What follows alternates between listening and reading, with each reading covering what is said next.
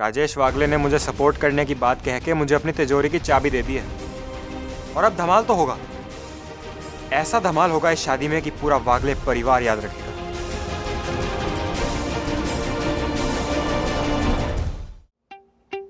Oh my God! ये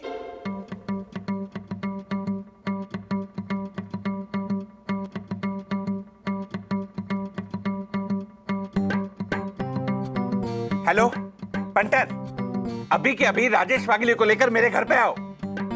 मेरी सोई दर्शन हाइट सोसाइटी में ये सब नहीं चलेगा। मुझे अभी के अभी फैसला लेना है। जल्दी आओ।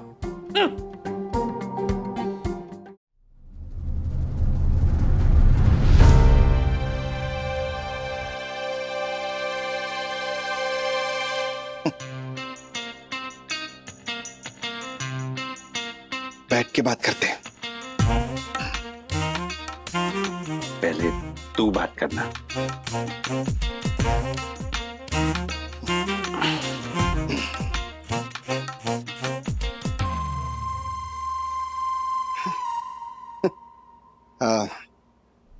माफ कीजिएगा राजेश भाई, है ना कि वो निक और कियारा को भी इसी रूल की वजह से सोसाइटी में रहने की परमिशन नहीं मिली थी। नहीं, हम समझते हैं आपकी बात। क्यों समझे? क्यों समझे हम? हर्षद, इस वक्त हम राजेश भाई के दोस्त बनके नहीं आए हैं। व्हाट? क्षमा वन्ना भाभी, पर सोई दर्शन हाइट सोसाइटी का ऑनरेबल सेक्रेटरी होने के नाते मैं आप लोगों से कहना चाहूंगा कि बिना शादी के मनोज भाई और विद्या भाभी, आई मीन विद्या, एक साथ एक छत के नीचे हमारी सोई दर्शन हाइट सोसाइटी में नहीं रह सकते। एक मिनट, डकू भाई, मनोज दादा और विद्या मम्मी पापा के साथ रहने वाले हैं, अकेले नहीं रहने वाले। तो ये निक कियारा जैसा नहीं हुआ ना? आप छोटी सी बात का पतंगड़ बना रहे हो। राजेश भाई, हम समझते हैं आपकी बात। समझ तू फिर से समझने बैठ गया। व्हाट? अर्षद, कहा ना इस वक्त हम राजेश भाई की दोस्त बनके नहीं आए हैं। मिस्टर मनोज वागले, आप विद्या के साथ इस सोई दर्शन हाइट सोसाइटी में नहीं रह सकते। आपको यहां से जाना होगा, अभी के अभी। टक्कू, मैं तेरी और हर्षद की बात समझ सकता हूँ राजू, मतलब उनकी बात सही है कि बिना शादी के मैं और विद्या एक छत के नीचे रहेंगे तो अच्छा नहीं होगा। लेकिन तुम लोगों को मालूम है कि वो चौल गिरने की वजह से ये प्रॉब्लम खड़ी हुई। मेरे पास एक सॉल्यूशन है इसका।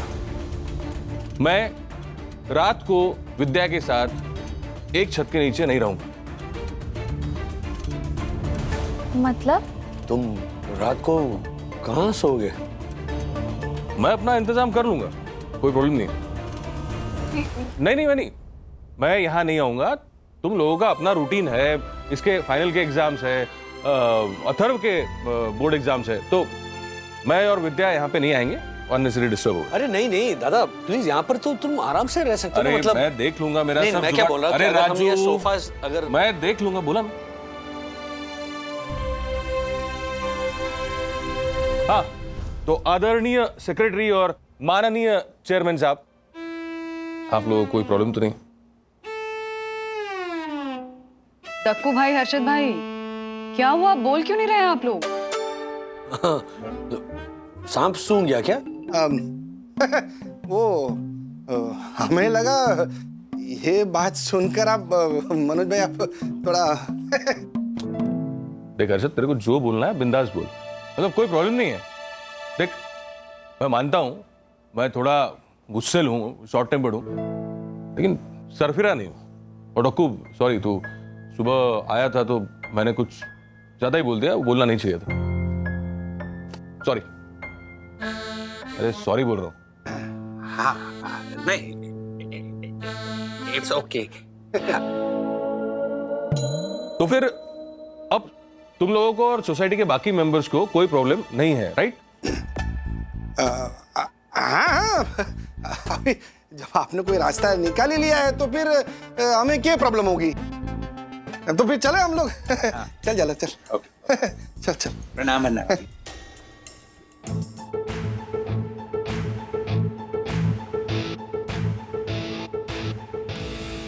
क्या बात है दादा, यू सरप्राइज अस। सच कहूं तो मैं खुद भी सरप्राइज हूं। मतलब इतने शांति से मैंने बात की, पर एक ही बात दिल में थी राजू, कि मतलब मेरी वजह से आप लोगों को, मम्मी पापा को कोई तकलीफ ना हो। और विद्या के बारे में नहीं सोचा दादा?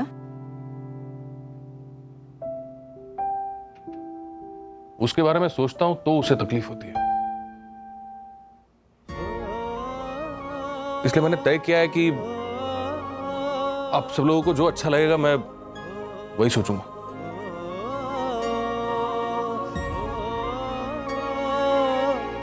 चलता हूं।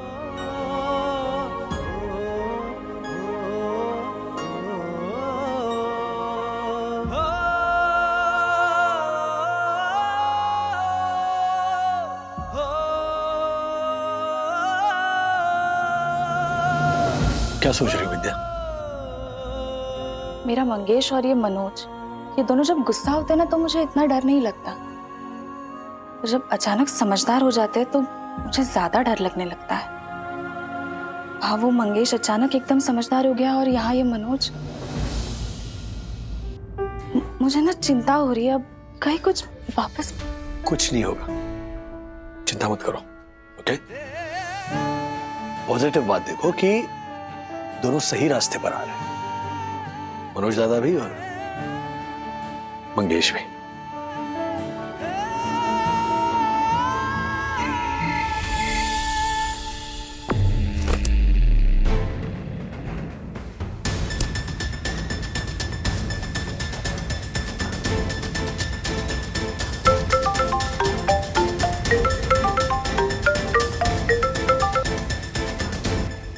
हाँ बाला बोल, क्या खबर गाँव की? हाँ मंगिया, एक बात नहीं देनी थी तेरे को। बताना तो मुझे भी है, पहले तू बोल।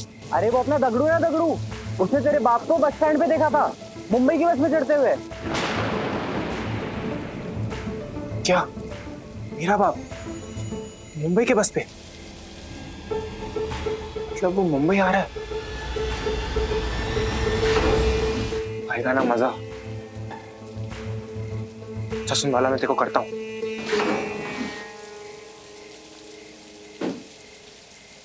मंगेश, क्या चल रहा है? नहीं वो कुछ नहीं, नीचे चक्कर मारने आया था, टाइम पास।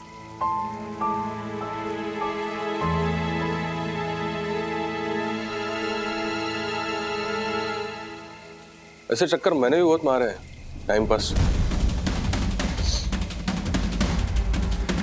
धुआं उड़ा के आ रहा है?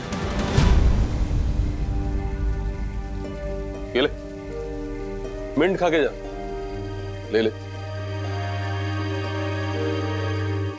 और एक बात बोलूं, नहीं लेक्चर नहीं दे रहा हूं, क्योंकि मेरी लाइफ भी ऐसी है नहीं कि जिस पे आत्मकथा लिखी जाए, लेकिन एक्सपीरियंस से बोलता हूं, जिंदगी को टाइम पास और टाइम पास को जिंदगी समझने की भूल मत करना। जाओ, उशीर झाला है, तेरी मम्मी राह देख रही है।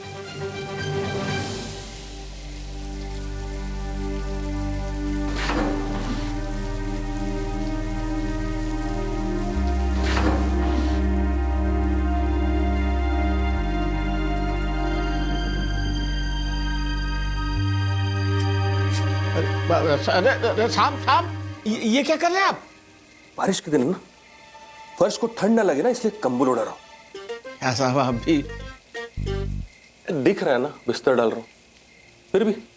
अच्छा वो तेरे नाइट वॉचमैन को बोल देना, नहीं आया तो चलेगा, मैं हूं रात को यहाँ। अरे साहब, नाइट ड्यूटी भी मैं ही कर रहा हूँ आजकल। क्यों?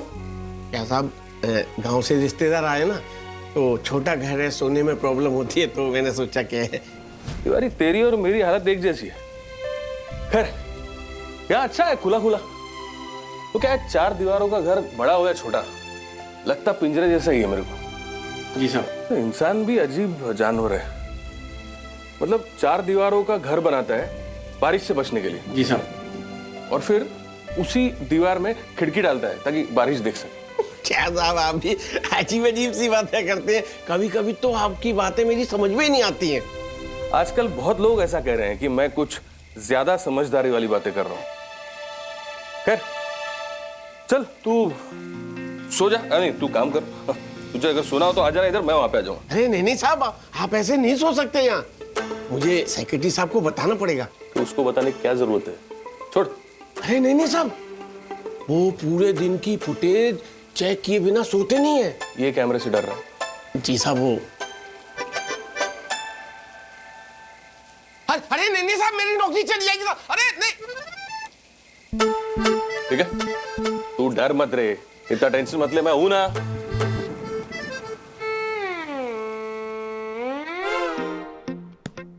चलो अब सीसीटीवी फुटेज देख लेते हैं पूरी सोसाइटी की।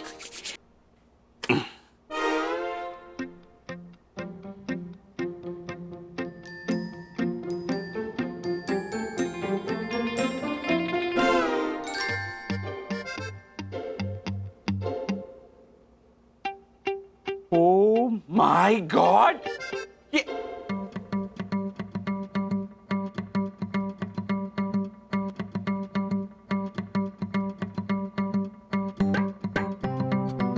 हेलो पंटर, अभी के अभी राजेश वागले को लेकर मेरे घर पे आओ। मेरी सोई दोसनाइट सोसाइटी में ये सब नहीं चलेगा। मुझे अभी के अभी फैसला लेना है, जल्दी आओ।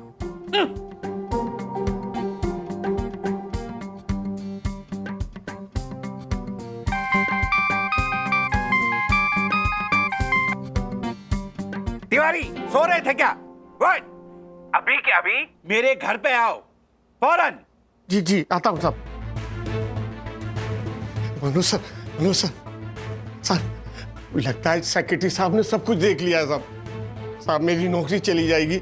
मैं आपके पैर छूता हूँ साहब, हाथ जोड़ता हूँ, प्लीज यहाँ से चले जाइए। आप तो साहब उनसे लड़ लेंगे लेकिन भुगतना मुझे पड़ेगा साहब। साहब साहब चले जाइए यहाँ से।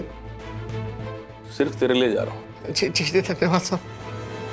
मैं टेरेस की लॉबी पे जाता हूँ, वहां कैमरा नहीं है ना? नहीं है साहब। हाँ, तू ये जाके डक्कू मत बता देना। उठ, नहीं बताऊँ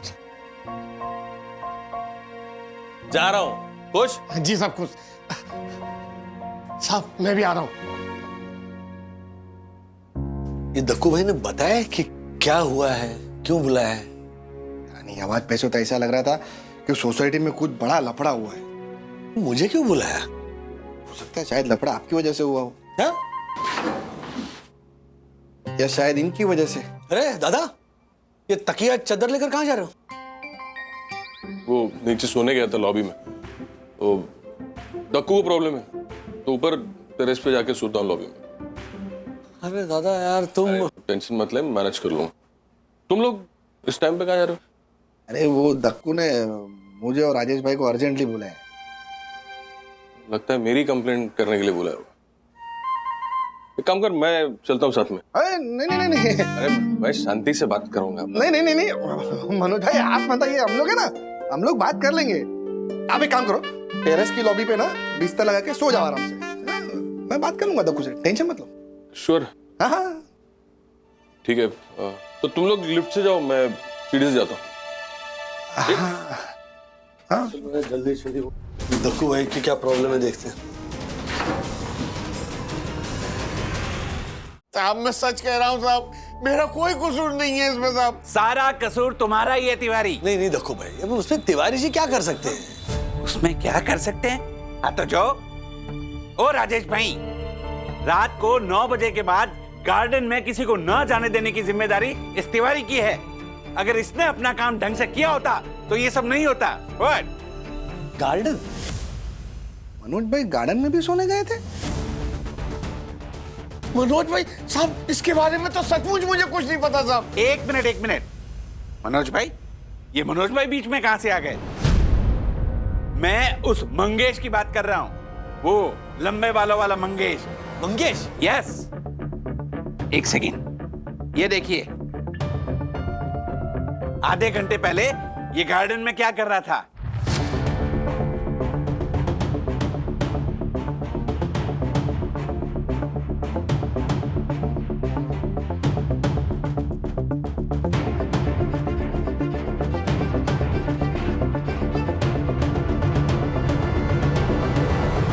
मुझे बराबर याद है, जब मैं काका मासी से मिलने उनके घर गया तो इस पाउच पर गलती से मेरा हाथ टच हो गया, तो इसी लड़के ने मेरी इंसल्ट की, मेरा अपमान किया। मेरा अपमान यानी पूरी सोवियत और सनाइट सोसाइटी का अपमान। तू प्रेरणा राजीव भाई, लेकिन ये मंगेश गार्डन में गड्ढा खोद के पाउच क्यों छुपा रहा है? कुछ समझ में नहीं आ रहा है। जो भी हो, कुछ तो गड़बड़ है, हमें पता करना ही पड़ेगा। Everyone follow me. जी साहब चलिए। हे हेलो, फॉलो मी। इधर इधर इधर। हाँ ये बाजू नहीं थी। ये मेरे हिसाब से ना ये वो इधर देखो, इधर ये इसके आसपास किधर होगा। ये सीसीटीवी ये है, ये इधर देखो, ये था ना? यही था ये इधर खोदे, इधर खोद तिवारी। हाँ खोदता हूँ सर। इधर खोद। हाँ इधर ही होगा। अबे झालर किधर रह गया था तू? सोसाइटी का रूल है कि अगर किसी को रात को 9 बजे के बाद गार्डन में आना हो तो उसे सोहित रोशन हाइट सोसाइटी के honourable secretary advocate Dakshesh Joshipura से रिटर्न में परमिशन लेनी होगी। तो क्या, तो मैं पहले सोसाइटी ऑफिस गया, वहां एक एप्लीकेशन लिखी, उस पर साइन किया, उसके बाद यहाँ आया। जब तूने खुद को परमिशन दी, ये एड़ा है। साहब ये देखिए क्या मिला।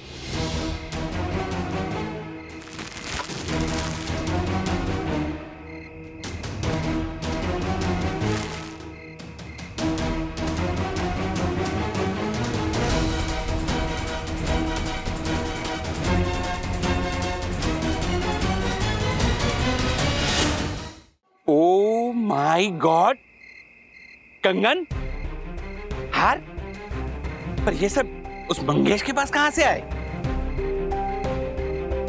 राजेश भाई, कहीं ये वो विद्या के गहने तो नहीं है? ओ माय गॉड, कहीं ये परम पूजनीय वन्ना भाभी के गहने तो नहीं है? कहीं उस मंगेश ने परम पूज्य वन्ना भाभी के गहने चुरा तो नहीं लिए? शांत रहिए ना, क्यों इतना हाइपर हो रहे हैं? ये डिजाइन देखिए, ये पुरानी डिजाइन है, वंदू नहीं पहनती ये डिजाइन वाले गहने। एक मिनट राजेश भाई, जरा दिखाओ दिखाओ दिखाओ।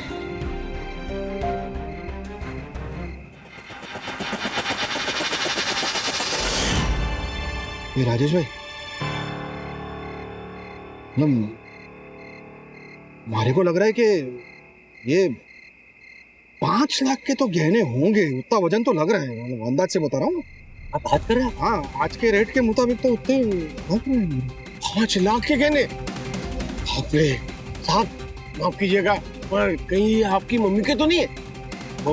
मम्मी नहीं, मम्मी जब दादर शिफ्ट हुई तब बंधु ने मम्मी के गहने लॉकर में रख दिए थे। एक मिनट, मंगेश के पास ये गहने थे, इसका मतलब ये विद्या के गहने हो सकते हैं। महिला का ज्वेलरी से भरा हुआ पाउच गायब हो गया। आप कुछ कहना चाहिए? सोने का हार और पागड़ी वाला पाउच चोरी हो गया। जब सामान रखा था तब पाउच था, पर अब नहीं है।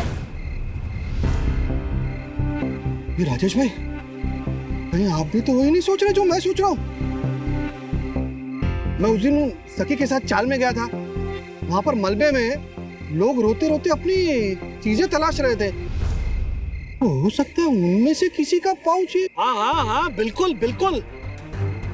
और मुझे पता है ये पाउच किसका है। किसके? गौरी ताई का है। गौरी ताई हमारे चाल में रहती है।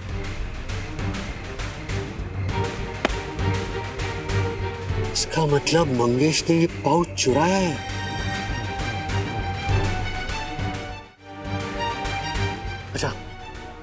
अच्छा भाई, देखो भाई, हाँ ये बात है ना, हम चारों के अलावा किसी को पता नहीं चलनी चाहिए।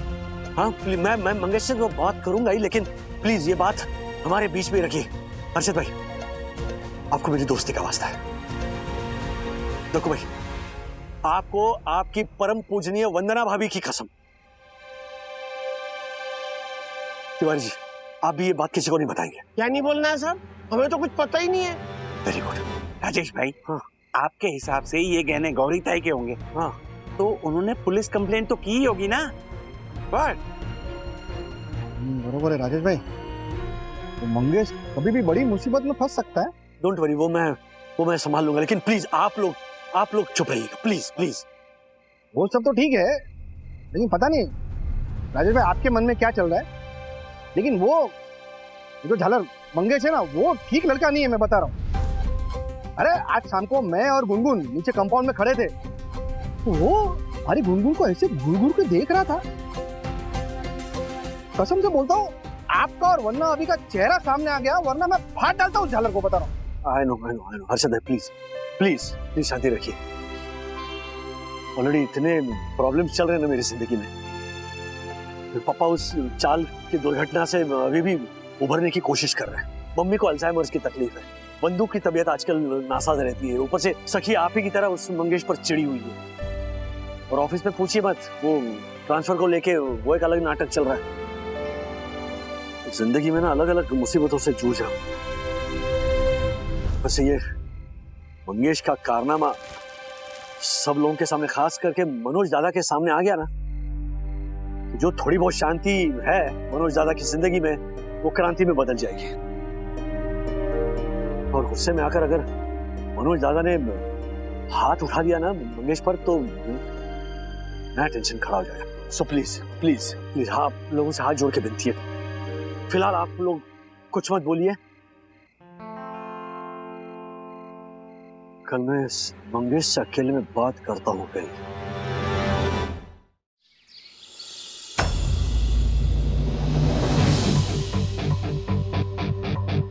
क्या जरूरत है तुझे ये सब करने की मंगेश? हाँ, अभी कुछ दिन पहले ही मनोज दादा ने तुम्हें बचाया, वरना जेल में बैठे होते। और आज क्या, डायरेक्टली चोरी, वो भी उनके गहने जो ऑलरेडी मुसीबत में, ऑलरेडी परेशान है। अगर मैं नहीं बीच में बोलता ना, तो हर्षद भाई और दक्कू भाई तुम्हें जेल में भेज देते। मैंने कोई चोरी नहीं की अंकल, ये तो मुझे मलबे में मिल गया था और फिर मैंने अपने पास रख लिया। मुझे नहीं पता था कि ये गौरी आंटी का है। बकवास मत करो, मेरे माथे पे बेवकूफ लिखा नहीं है। वो न्यूज चैनल वाले तुम्हारी गौरी आंटी के इंटरव्यू बार बार दिखा रहे हैं। रो रो कर उसकी हालत खराब हो गई है।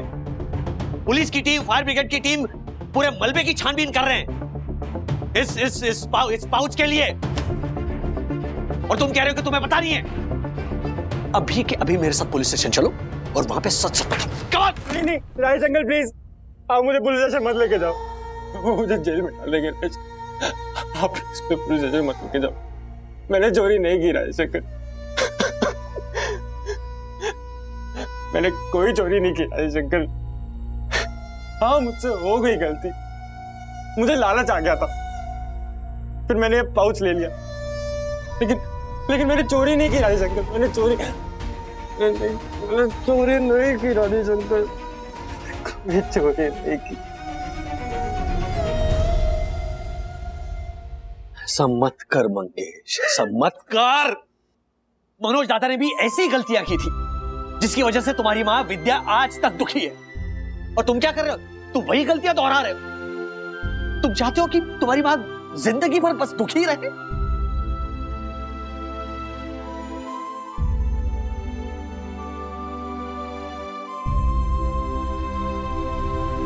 अच्छा, एक शर्त पर मैं ये सब भूल जाऊंगा और किसी से कुछ नहीं कहूंगा। वो शर्त ये है कि तुम अभी के अभी पाउच दादर लेकर जाओगे और लौटाओगे। लेकिन वो पूछेगा कि ये पाउच मेरे पास कैसे आया, तो केदार गलती से आ गया हमारे सामान के साथ। लेकिन मंगेश, ये आखिरी मौका है, लाइफ में इतने मौके नहीं मिलते हैं। ओके, प्लीज अपनी मां के बारे में सोच, उसे और दुख मत दे। प्रॉमिस राजेश अंकल, मैं ये पाउच दादर वापस लेके जाऊंगा और मैं फोन पे आपकी गौरी आंटी से बात भी कराऊंगा, पक्का प्रॉमिस। प्रॉमिस मुझसे नहीं, अपने आप से कर मंगेश। हाँ बिल्कुल, आज के बाद ऐसी गलती नहीं होगी, पक्का।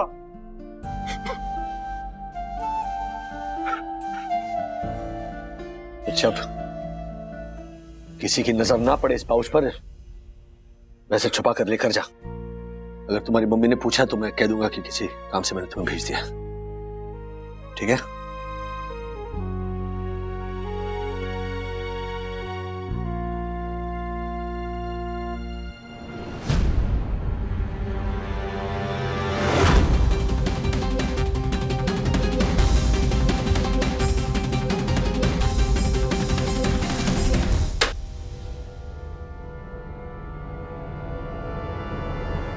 क्या क्या सपने देख लिए थे मैंने। 5 लाख हाथ में आने वाले थे। एक छोटी सी गलती की वजह से सब बर्बाद हो गया।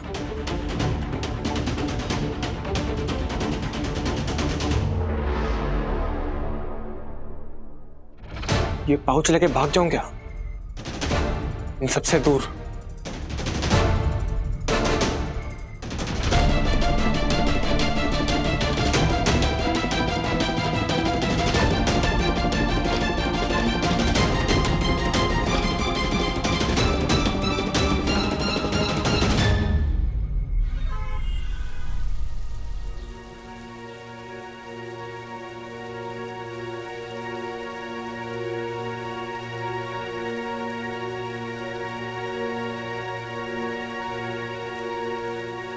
बाला फोन के ऊपर सही बोला। सिर्फ 5 लाख से कुछ होगा नहीं। इससे अच्छा कि ये पाउच लौटाकर उस राजेश वागले का विश्वास जीत लेता हूँ और साईं दर्शन में रहता हूँ। क्योंकि अगर ग्राउंड पे रहूँगा तभी बड़ी इनिंग खेल पाऊंगा। इस 5 लाख की गुगली के लालच में अगर आउट हो गया तो कोई मतलब ही नहीं है। हर्षद अंकल, सोच के रहा है तू? जा गौरी मौसी को पाउच दे के आ, जा जल्दी फटाफट। आप यहाँ बेटा साईं दर्शन से पीछा कर रहा हूँ तेरा। राजेश भाई ने बोला था हमारे को कि नजर रखना इस जालर पे, ये वहीं पे तो नहीं जा रहा है या कहीं और कपू चक्कर हो रहा है। सॉलिड बच गया। इन साईं दर्शन वालों से ना जरा बच के रहना पड़ेगा। क्या सोच क्या रहा है? जाना जल्दी पाउच दे के आ, जल्दी फटाफट।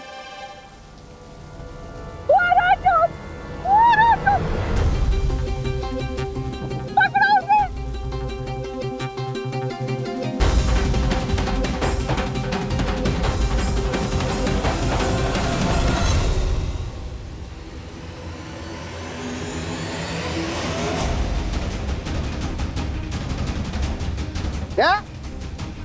अगर राजेश भाई नहीं होते ना, ये पुलिस तेरे लिए दौड़ रही होती।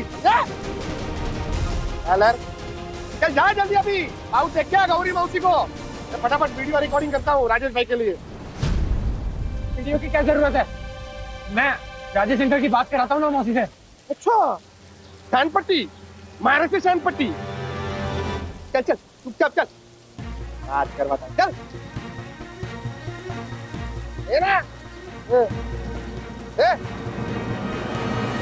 मौसी क्या हुआ? अरे बेटा मांगिया, बेटा क्या बताऊं, मेरा गहनों का पाउच गायब हो गया। लगता है कोई चोरी करके लेके गया। मेरे को अभी अभी इधर एक आदमी दिखा, लगता है वही चोर है। मैं पुलिस को बोली कि उसको पकड़ो, 2 डंडा मारेगी तब सब बताएगा। अरे मौसी शांत। यही है ना आपका पाउच?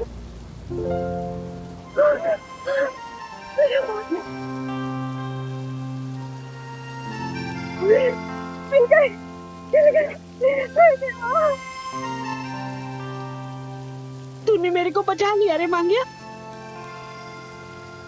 कहाँ से मिला रे ये तेरे को? मौसी वो श्रीनिवास अंकल और नाना जी मलबे में फंसे हुए थे ना, उनको हॉस्पिटल ले जाना पड़ा और सब इतना डर गए थे कि घाई घाई के अंदर हमारे सामान में आपका पाउच आ गया। मैं आज घर पे अपना सामान देख रहा था तो मुझे आपका पाउच मिला। मैं तुरंत ही आपके पास लेके आ गया। भला हो रे तेरा मांगिया, मेरा बहुत बहुत आशीर्वाद है। तेरे जैसा बेटा भगवान सबको दे। विद्या बहुत नसीब वाली है जो तेरे जैसा बेटा मिला। आगे देख चल। Thank you. रुकिए रुकिए रुकिए रुकिए, क्या? ये रहा एवोकाडो सैंडविच। ओहो, ओहो जूनियर वागले, ये तुम्हारे लिए नहीं है। मेरी बेटी ने खास मेरे लिए बनाया। ओहो मिस्टर वागले, ये आपके लिए भी नहीं है। This is for the queen Wagle. Mumma आप खाओ, आपका मूड फ्रेश हो जाएगा। क्यों? क्या ऐसा? सब समझ में आ रहा है मुझे। हाँ, ये लड़की ना बहुत ज्यादा स्मार्ट है। जब भी मैं इस लड़की पे गुस्सा करती हूँ ना, तभी ऐसा कुछ करती है कि मुझे इस पे गुस्सा करने का गिल्ट होने लगे, है ना? एक मिनट, आप सखी दीदी पर गुस्सा करते हो? ये तो ब्रेकिंग न्यूज है। मुझे लगा आपका ये आशीर्वाद सिर्फ इस अनुज बालक के लिए है। मुंशी प्रेमचंद पढ़ा जा रहा है हमारे घर में? यस, 100% सत्य हो वागले बाबू। बाबा रे बाबा, 100% सत्य वागले बाबू। मम्मा खा के बताओ ना कैसा बना है। देखो तो सही कैसे बनाया है। यम सखी, इट्स सुपर। खाओ ना, तुम भी ट्राई करो। दिखा। अमेजिंग है। एक चीज बोलूं? हाँ। जब तुम पे गुस्सा किया ना, उस वक्त इतना सिवियर हेडेक था कि मैं ऑलरेडी चिड़चिड़ी हो रखी थी। और फिर तुमने मंगेश के यहाँ आने की बात पे जिस तरह से रिएक्ट किया, तो मेरा गुस्सा, सरदर्द सब मिक्स हो गया और तुम पे निकला है। I am sorry. It's okay mumma. Bandhu, I feel तुम अपनी हेल्थ को ना जरा नेग्लेक्ट कर रही हो। लास्ट टाइम डॉक्टर ने कहा था कि अपने रिपोर्ट्स आप निकलवा लीजिए, किए नहीं किए? तो डोंट डू दैट ना। आई मीन मेरी भी गलती है, I should have forced you. एक आज चलते हैं। हाँ नहीं, मैं अपॉइंटमेंट ले लूंगी किसी स्पेशलिस्ट से और जाकर चेकअप करवा लूंगी। A just a minute, Kiara ma'am की एक क्लोज फ्रेंड है, she is a famous ladies doctor. एक मिनट, मैं का नंबर लेता हूँ और फिर you take it forward. Okay bye Kiara. Oh, hello. What is this? What? तुम कहाँ जा रहे हो? Today is your turn. आज तुम ब्रेकफास्ट बनाने वाले हो। I know that. Absolutely fresh milk and cornflakes in the fridge. Please have it. अरे कल मैंने तुम्हारे लिए पास्ता बनाया, उससे पहले सैंडविच, और तुम मुझे मिल्क एंड कॉर्नफ्लेक्स खिला रहे हो। Milk and cornflakes is healthier than pasta and sandwich. Believe me. And listen, please. मैं ना बहुत लेट हो रहा हूँ, मेरी बहुत इंपॉर्टेंट मीटिंग है। नेक्स्ट टाइम कुछ अच्छा इससे भी बेटर बनाऊंगा, ठीक है? Sunday sizzler by chef Nick, I promise you. Okay bye. Okay Nick, हाँ Nick. Yeah mister, I am already there. Yeah यार ये लिविंग इन में रहना वैसे तो काफी मजेदार है, लेकिन शादी शादी है। लेकिन कहीं ऐसा ना हो शादी होते ही निक बदल जाए। नहीं, जब तक श्योर नहीं हो जाती, लिविंग इन बेटर है। Mister Wagle, hello Kiara ma'am, Rajesh Wagle. Yes mister Wagle. Bandhu बात करना चाहती है आपसे। Hi Kiara, how are you? Hello Vandana ji, मैं बिल्कुल ठीक हूँ, ऑल गुड। आप बताओ कैसे याद किया? वो एक्चुअली कियारा तबीयत थोड़ी ठीक नहीं रह रही है, तो इसीलिए मैंने राज से ऐसे बात करी थी कि चेकअप करा लेना चाहिए। उन्होंने बताया कि तुम किसी अच्छी लेडीज डॉक्टर को जानती हो। हाँ, नीरजा पारुलकर मेरी बहुत अच्छी फ्रेंड है और बहुत अच्छी डॉक्टर है आपके लिए। लेकिन क्या हुआ, क्या है? नहीं मतलब ऐसा कुछ सीरियस नहीं है, बस ऐसी थोड़ी सी आई नो। अब इंसिडेंट्स भी ऐसे हुए हैं, अंकल का हॉस्पिटलाइजेशन, उनके घर का टूटना। मिस्टर वागले के ट्रांसफर को लेकर आप स्ट्रेस में तो नहीं है ना? क्योंकि उस बात को लेकर हमने क्लाइंट से बात की है, हमने उन्हें मना लिया है कि जब तक यहाँ पे सब कुछ सेटल नहीं हो जाता, आप इंदौर शिफ्ट नहीं होंगे। नहीं, वैसा कुछ नहीं है कियारा। एक्चुअली तबीयत ही ठीक नहीं रह रही है। लास्ट टाइम जब ऐसा फील हुआ था ना, तो इंटरनेट पे थोड़ा रिसर्च कर लिया था और मामला कुछ और ही बिगड़ गया था काफी। तो I don't want to go there. मैं इस बार प्रॉपरली डॉक्टर से चेकअप कराकर रिपोर्ट्स निकलवाना चाहती हूँ। You should. मैं अभी आपको डॉक्टर नीरजा का नंबर फॉरवर्ड करती हूँ। She is the best. Thank you Kiara. Neerja Parulkar. ये बाला, अच्छा हुआ तूने बोला कि वो पाउच लौटा दे, तो मैं कहीं इधर उधर सटकने जाता ना तो पक्का फंस जाता। और पता है वो बिल्डिंग का हर्षद अगर वाले ना मेरे पीछे ही पड़ा हुआ है। ये दगड़ू बोल रहा था कि उसने मेरे बाप को मुंबई की बस पे चढ़ते हुए देखा। सच बोल रहा था क्या वो? वो झूठ काहे को बोलेगा? उसने आई शपथ खा के बोला है कि उसने तेरे बाप को देखा है। नहीं नहीं नहीं नहीं बाला, अगर वो कल रात को मुंबई की बस पे चढ़ा होता तो सुबह तक तो दादर पहुंच जाता और वहां किसी से भी पूछता तो उसे पता चल जाता कि हम लोग बोरीवली में हैं। मुझे नहीं लगता कि वो दादर चला है। अगर आया होता तो वो हमें ढूंढते ढूंढते यहाँ तक पहुंच ही जाता ना। तेरा बाप किसी को ढूंढने की हालत में रहता है क्या? उल्टा उसको ढूंढने जाना पड़ता है। और तुम लोग के जाने के बाद तो दारू पी के इतना टून रहता है कि 1 सेकंड के लिए होश में नहीं रहता है। मुझे लगता है मुंबई में भटक रहा होगा, कहीं आएगा किसी दिन ढूंढते ढूंढते। माँ कसम बाला, अगर ऐसा हुआ तो मजा आ जाएगा। अभी ना मेरी मम्मी की लव स्टोरी में हर कोई सपोर्टिंग रोल प्ले कर रहा है, एक विलन की तो सख्त जरूरत है। मैंने ना तय कर लिया है, मतलब विद्या की मर्जी जान के ना मैं मनोज और विद्या की शादी करवा दूंगी। हाँ माँ, पर क्या मनोज दादा ये जिम्मेदारी उठा पाएंगे? I mean, उनकी शादी सिर्फ विद्या से नहीं होगी ना। विद्या के साथ मंगेश है, मंगेश की पढ़ाई, उसके खर्चे, उसका फ्यूचर, क्या ये सारी रिस्पॉन्सिबिलिटीज मनोज दादा संभाल पाएंगे? मेरे जो जयपुर के सी फेसिंग फ्लैट वाले चाचा जी थे ना। एक मिनट, जयपुर मतलब राजस्थान वाला जयपुर ना? हाँ, और कहाँ? वहाँ सी फेसिंग? हाँ, वो बी विंग में रहते थे ना, तो उनके फ्लैट के सामने सी विंग आती थी, तो सी फेसिंग। ज्योति कितनी होशियार है तू। पूरी बात तो सुनिए। तो क्या हुआ, वो भी मनोज भैया की उम्र के ही थे। उनकी जब शादी हुई ना तो हनीमून के टाइम पे ही दोनों में झगड़ा हो गया। हनी इधर मून उधर, फिर दोनों में डिवोर्स भी हो गया। तो शुभ शुभ बोल ज्योति, क्या बोल रही है? हाँ, मनोज और विद्या में ऐसा कुछ नहीं होगा। अरे दोनों बचपन से एक दूसरे को जानते हैं, निभा लेंगे। और वैसे भी तेरे पापा और मैं है ना, हम लोग संभाल लेंगे। पर माँ, पापा भी तो यही कह रहे हैं ना कि पहले उन्हें तसल्ली हो जाए कि मनोज दादा सब... तू राजू के पापा की तरफदारी करना छोड़ दे, समझी ना। और वैसे भी इनको ना मनोज में कोई काबिलियत नजर नहीं आती। लेकिन मैं जानती हूँ मनोज अभी जैसा है ना वैसा था नहीं। ये विद्या उसकी जिंदगी से चली गई ना, तब से ऐसा हुआ है वो। लेकिन एक बार दोनों की शादी हो जाएगी ना, सब ठीक हो जाएगा, देखना। और मुझे विश्वास है मनोज ज्यादा संभाल लेगा। राजेश भाई, लेकिन मुझे लग रहा है कि इस उम्र में एक दूसरे के साथ एडजस्ट करना थोड़ा मुश्किल होता है। अभी देखो ना, अभी मनोज भाई की उम्र लगभग 45 की होगी और विद्या 40 की तो होगी। अभी दोनों ने अलग अलग लाइफ जी है, और ऊपर से मनोज भाई वो तो इतने इंडिपेंडेंट ख्यालात के आदमी है, एकदम मतलब बिंदास टाइप। जो अभी उन्हें प्यार लग रहा है, आगे जाके वो बंधन ना लगने लगे तो पासा उल्टा भी पड़ सकता है। राजेश भाई, जब मियाँ बीवी राजी तो क्या करेगा काजी, छोड़िए ना इसे। और वैसे भी मनोज भाई वो टेरेस की लॉबी में सोते हैं, वो तो मैं अब तक परम पूज्य वन्ना भाभी के कारण चुप हूं, लेकिन कब तक, कभी तो किसी को पता लगेगा ना। और फिर किसी ने उठ के कंप्लेन कर दी तो मुझे मनोज भाई को वहां से हटाना पड़ेगा ना राजेश भाई।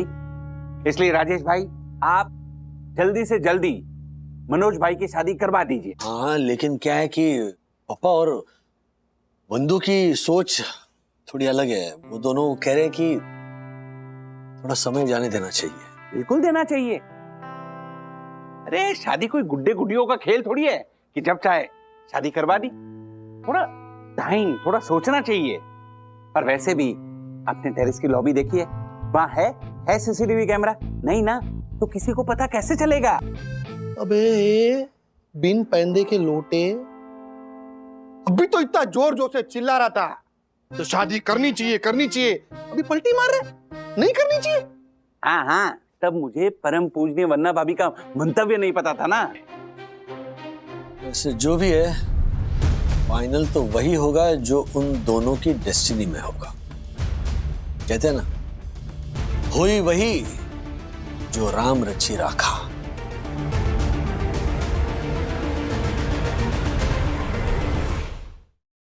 डैडी, मुझे लगता है विद्या आंटी को शादी कर लेनी चाहिए। ओ हेलो, तुम अब तक इतने बड़े नहीं हुए कि इस टॉपिक पे अपनी राय दे सको। शांत रह दीदी। कल जब मेरी किट्टू से आर्ग्यूमेंट चल रही थी तब आपने बोला कि अथर्व तू इतना छोटा नहीं रहा, और अब आप बोल रहे हो कि अथर्व तू इतना बड़ा नहीं है। दीदी आपने डिसाइड कर लो, आप एकदम कंफ्यूज्ड हो विद्या आंटी की तरह हैं? तुम्हें किसने बताया कि विद्या कंफ्यूज है? एक्चुअली आज सुबह मैं दादा दादी के घर पे गया था। दादाजी बहुत चिढ़कर कह रहे थे कि राधिका क्या शादी शादी लगा रखा है, बेचारी विद्या अपने पिता के मौत के सदमे से बाहर नहीं आ पा रही है। उसके चेहरे पे साफ साफ दिखता है कि वो कंफ्यूज्ड है, और तुमने यहाँ पे शादी की रट लगा रखी है। दादाजी की इस बात को लेकर दादी बहुत हर्ट हुई। एक्चुअली माँ मेरी बात से भी काफी हर्ट हुई थी राज। मैंने भी उनसे कह दिया था कि पापा जो सोच रहे हैं सही सोच रहे हैं। फ्रैंकली स्पीकिंग मैं बहुत ज्यादा कंफ्यूज हूँ, क्या सही है क्या गलत है कुछ समझ ही नहीं आ रहा है। देखो शायद मम्मी और मैं सही है, या तुम और पापा सही हो। ये भी तो कंफ्यूज रिप्लाई है। सुनो ना, सुनो, दोनों अलग अलग रहकर दुखी हैं, राइट? मनोज दादा और विद्या एक साथ रहेंगे तो दुख बढ़ जाएगा, दुख बढ़ जाएगा तो विद्या का बोझ हल्का हो जाएगा। और कभी कभी ना अगर दुख हल्का हो जाए तो वो भी एक प्रकार का सुख होता है। हाँ, पर हमें विद्या आंटी का मन भी तो जानना होगा। बात करो तुम विद्या से और जानने की कोशिश करो कि क्या चल रहा है उसके मन में, क्योंकि मनोज दादा के मन में जो चल रहा है वो हमें पता है ना? Please please talk to Vidya. Okay.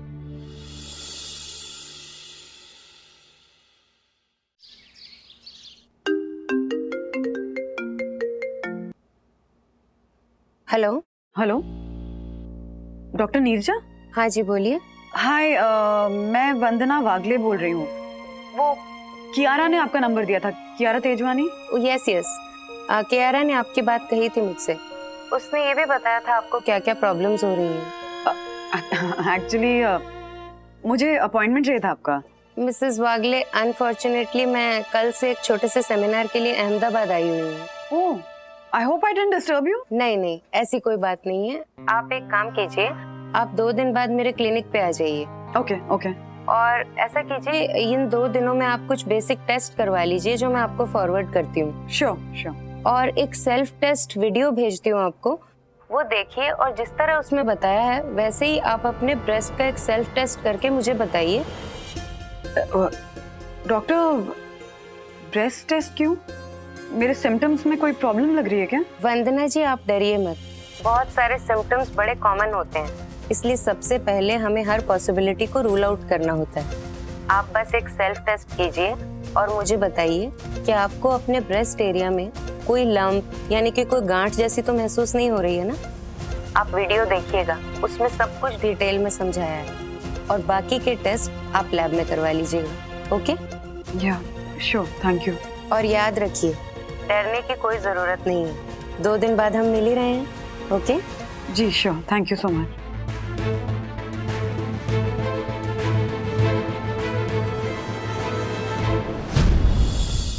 विद्या, बेटा एक बात बोलूं? हाँ बोलो ना बाबा। बेटा वो मनोज है ना, उससे तो शादी कर ले।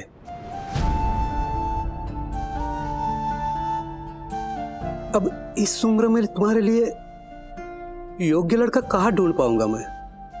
पता है मुझे थोड़ा टेढ़ा है वो, लेकिन बेटा तुझे वो पसंद है ना, इसलिए ज्यादा सोच मत, मेरे जीते जी शादी कर ले उससे। बिल्कुल नहीं बाबा। तो फिर मेरे मरने के बाद कर। ठीक है, लेकिन 70 साल की उम्र में कौन करेगा मुझसे शादी? मेरी बात सुन विद्या, अगर मुझे कुछ हो जाए तो तुझे मेरी कसम है, तू मनोज से शादी कर लेना, नहीं तो मेरे आत्मा को शांति नहीं मिलेगी। अपने बाबा की आत्मा की सदगति के लिए ही सही, तू मनोज से शादी कर लेना।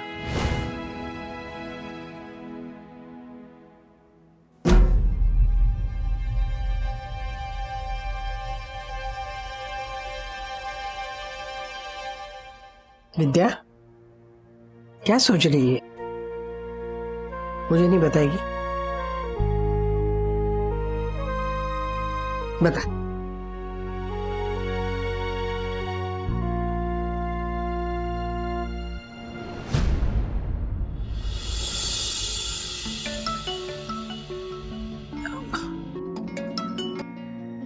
हाँ माँ। वंदू, राजू ऑफिस से आ जाएगा ना तो बता देना। तेरे पापा और विद्या को लेके आती हूँ ऊपर। हाँ, कुछ जरूरी बात करनी है। क्या जरूरी बात ना? सब ठीक है ना? वंदू, घर आके बताती हूँ तुझे। हाँ हाँ ठीक है माँ। अरे विद्या चल ना बेटा। हाँ हाँ हाँ, चल। आई काकू। हाँ मम्मी, हाँ भूख लगी है, कुछ बना दो। हाँ हाँ आई।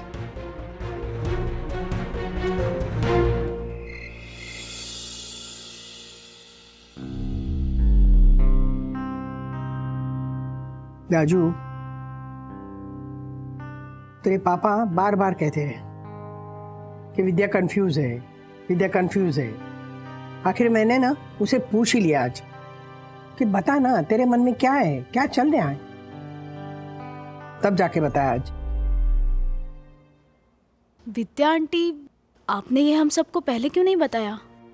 कैसे बताती सखी? मेरा मंगेश तुम्हारे जितना समझदार नहीं है। उसे तो यही लगता है कि शादी के लिए मैं बाबा के वचन वाला झूठ बोल रही हूँ सबसे। मंगेश की चिंता मत करो, मैं हूं, मैं उसे समझाऊंगा और सही रास्ते पर ले आऊंगा अगर जरूरत पड़े तो। लेकिन मैं ये कहने जा रहा था कि तुम या फिर हम या मनोज दादा क्या चाहते हैं, उससे ज्यादा बात अब कुलकर्णी काका ने तुमसे लिए हुए वचन की है। और मुझे लगता है कि अगर तुम राजी हो। राजू, राधिका, बात को समझो। देखो, सबको पता है कि कुलकर्णी मेरा दोस्त था और मैं जानता हूं कि उसने ऐसा वचन क्यों लिया, क्योंकि वो जानता था कि मनोज विद्या को संभाल पाए या न संभाल पाए, हम लोग उसे जरूर संभाल लेंगे।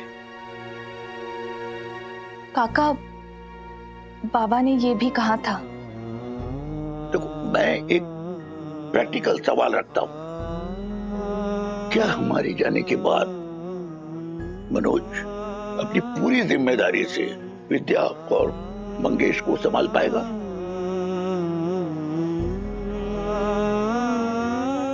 अगर ऐसा नहीं हुआ तो मैं ऊपर जाने के बाद कुलकर्णी को क्या मुंह दिखाऊंगा?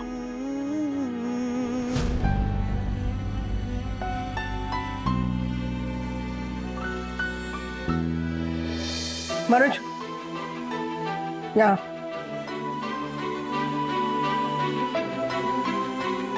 यहाँ खड़ा रहे। इधर आ विद्या।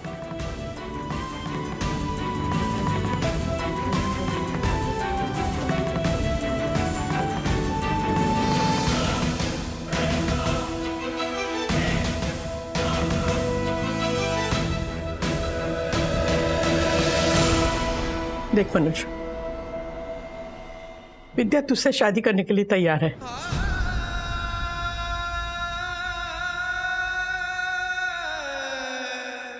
लेकिन तेरे पापा को चिंता है कि तू विद्या और मंगेश दोनों की जिम्मेदारी ठीक से संभाल पाएगा कि नहीं। कि तू बोल, इन दोनों को ठीक से संभाल पाएगा जिंदगी भर?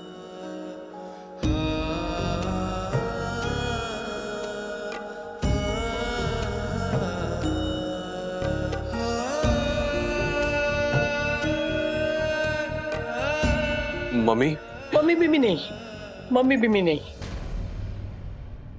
मेरे सर पे हाथ रख के कसम खा कि तू विद्या और मंगेश दोनों को अच्छी तरह संभालेगा जिंदगी भर,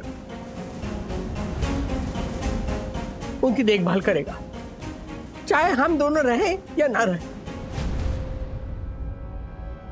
बोल बोल।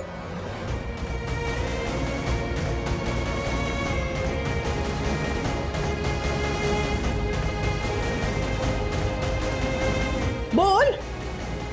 मैं तेरे सर की कसम खा के कहता हूं मम्मी, मैं जब तक जिंदा हूं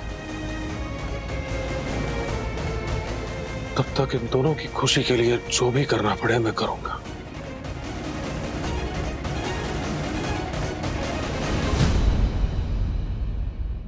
मैं ये वादा नहीं करता कि बहुत बड़ा घर होगा, बहुत बड़ी गाड़ी होगी और मैं पैसे की बारिश करूंगा, लेकिन मैं ये वादा करता हूं कि विद्या की आंखों में एक भी दुख का आंसू नहीं आने दूंगा।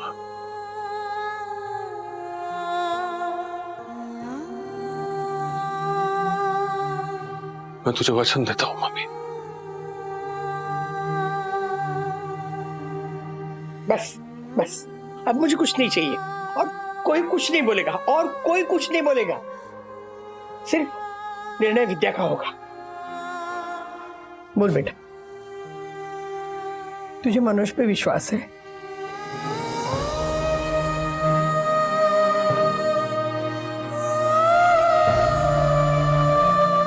तो अपनाएगी मनोज को? हाँ?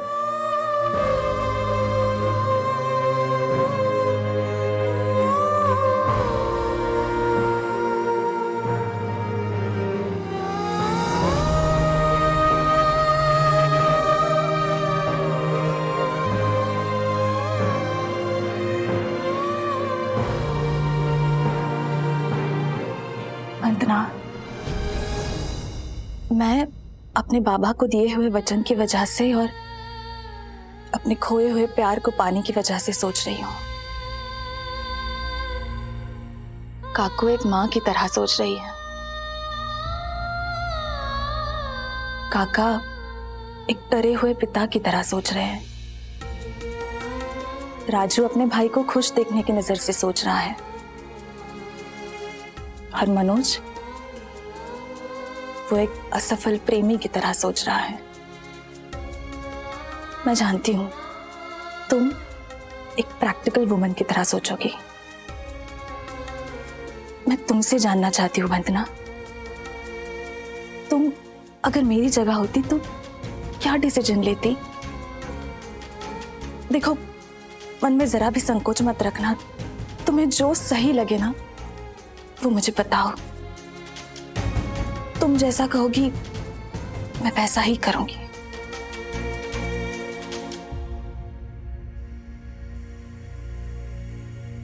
फ्रैंकली स्पीकिंग विद्या, राज से शादी करते वक्त मैंने इतना कुछ सोचा ही नहीं कि क्या ये मुझे बेटर फ्यूचर दे पाएंगे या मेरे बच्चों को सिक्योर जीवन दे पाएंगे, क्योंकि मुझे लगता है कि जब आप प्यार में भविष्य खोजते हैं ना, तो फिर पूरे भविष्य प्यार खोजते ही रह जाते हैं।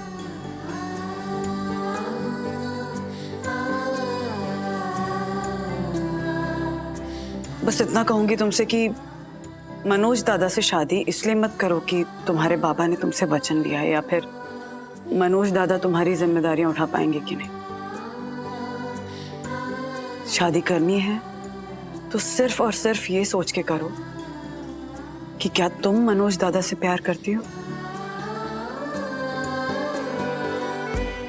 क्या तुम उनके साथ अपना पूरा जीवन बिताना चाहती हो।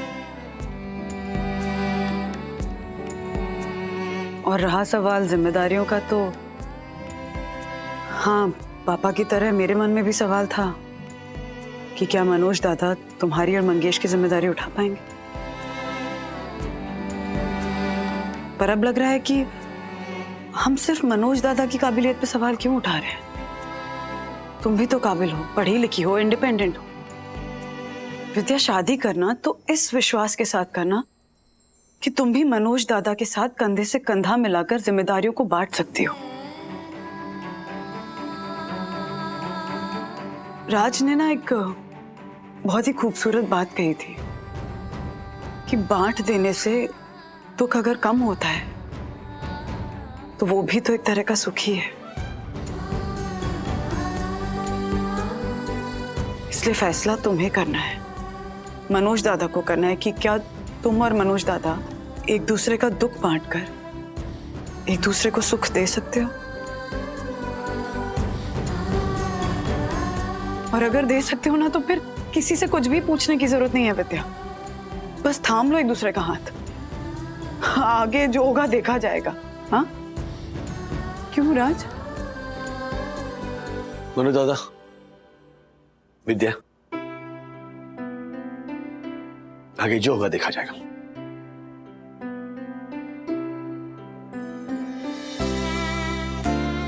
क्यों पापा? हाँ, देखा जाएगा, देखा जाएगा।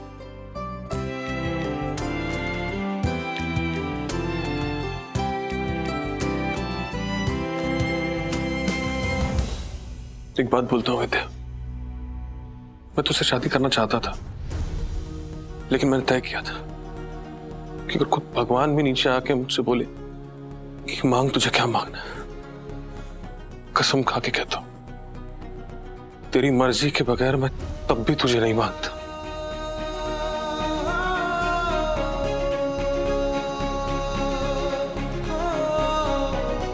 लेकिन अब जब तेरी मर्जी है तो मैं तुझे विश्वास दिलाता हूं कि मेरे लिए मेरी जीवन की सारी गलतियों का प्रायश्चित सिर्फ तुझे सुखी देखना है।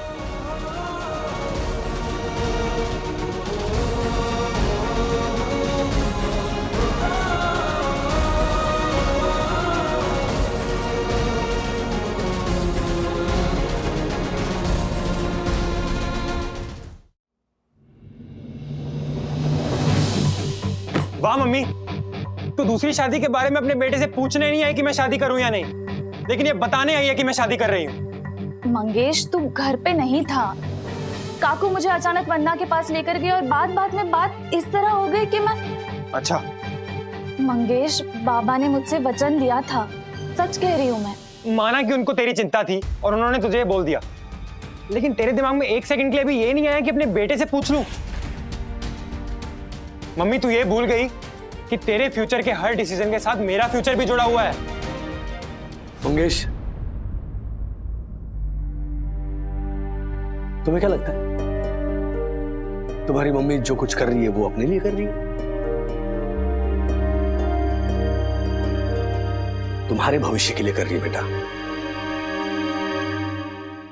एक बात बताओ, कल को अगर तुम्हें या फिर तुम्हारी मम्मी को किसी चीज की जरूरत पड़े, पैसों की जरूरत पड़े, या उससे भी बढ़कर किसी के सपोर्ट की जरूरत पड़े, तो क्या करोगे तुम? मतलब आप ये कहना चाहते हो कि वो सपोर्ट मनोज अंकल देंगे? सॉरी टू से अंकल, लेकिन मनोज अंकल को तो खुद भी आपके और श्रीनिवास अंकल की सपोर्ट की जरूरत पड़ती है, और वो भी एक बार नहीं, बार बार पड़ती है। तो वो मुझे और मम्मी को कैसे सपोर्ट करेंगे? तुम्हारे सवाल का जवाब तुम्हारे सवाल में ही छुपा हुआ है। तुमने अभी कहा ना कि मनोज दादा को बार बार मेरे या फिर पापा के सपोर्ट की जरूरत पड़ती है। यही तो खूबसूरती है संयुक्त परिवार की, एक दूसरे का सहारा बनकर बड़ी से बड़ी मुसीबत का हम सामना कर पाते हैं। Mangesh, please try to understand, शादी करके तुम्हारी मम्मी अपने लिए पति नहीं, तुम्हें एक पिता और उससे भी बढ़कर एक अच्छा परिवार देना चाहती है, जो तुम्हारे हर सुख दुख में हमेशा तुम्हारे साथ रहेगा।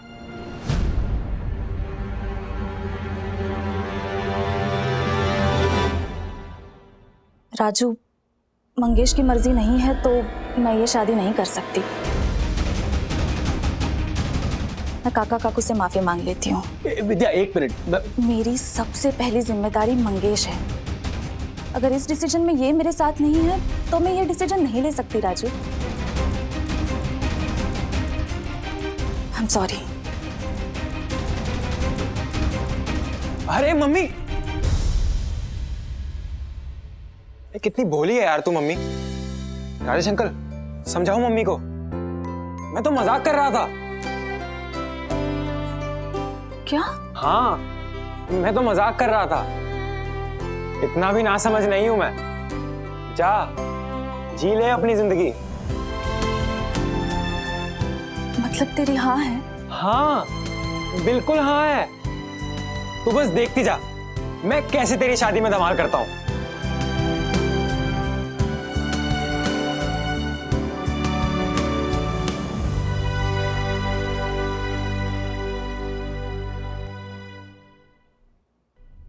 राजेश वागले ने मुझे सपोर्ट करने की बात कह के मुझे अपनी तिजोरी की चाबी दे दी है। और अब धमाल तो होगा, ऐसा धमाल होगा इस शादी में कि पूरा वागले परिवार याद रखेगा।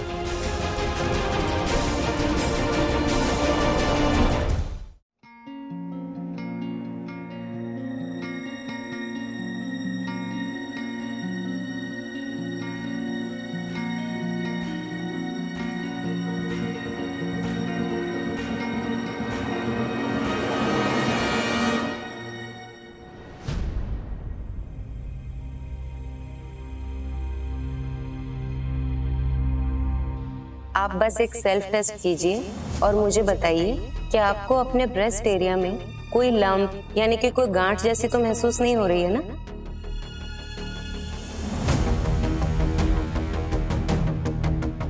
आप वीडियो देखिएगा, उसमें सब कुछ डिटेल में समझाया है और बाकी के टेस्ट आप लैब में करवा लीजिएगा।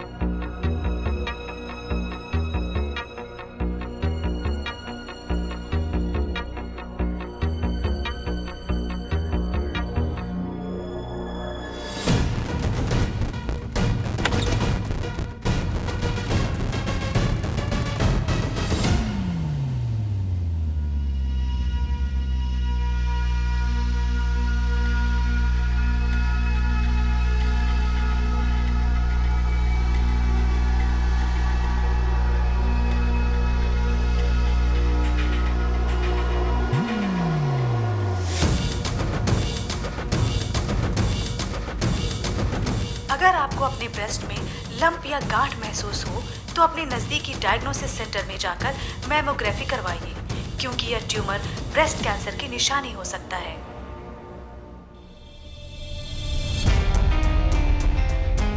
लंप तो है, कहीं मुझे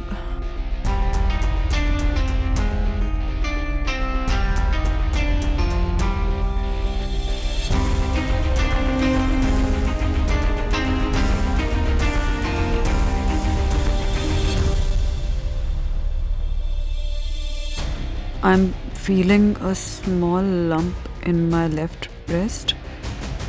What can it be?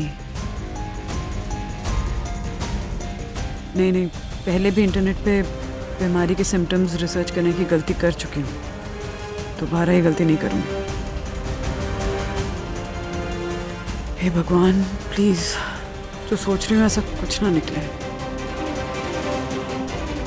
Manoj दादा की शादी है, घर में सब इतने खुश हैं,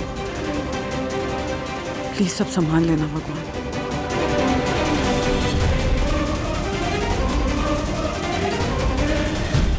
ऐसे और भी मजेदार वीडियो के लिए हमारे चैनल को लाइक, शेयर और सब्सक्राइब करें।